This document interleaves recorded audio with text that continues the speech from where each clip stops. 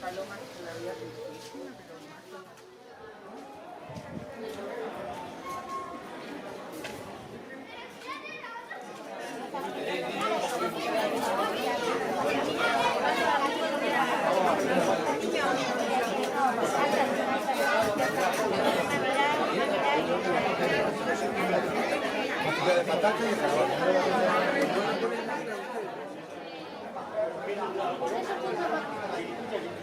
¿Qué tiene? ¿Jabones?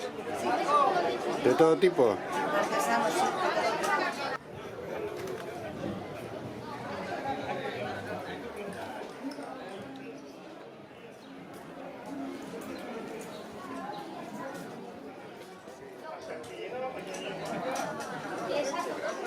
¿Esta es tu especialidad, el chocolate? Sí, esto es cacao, lo que ves aquí. Esta es la fruta del cacao. Y esas son las semillas. Estas son las semillas y nosotros las recibimos así en seco y luego lo tostamos, le quitamos la cáscara y ya podemos empezar.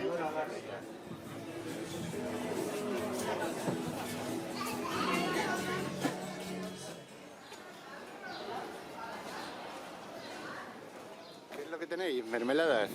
Mermelada, zumo, fruta deshidratada. Hola. Buena. ¿Y dónde lo fabricáis esto? Piornal.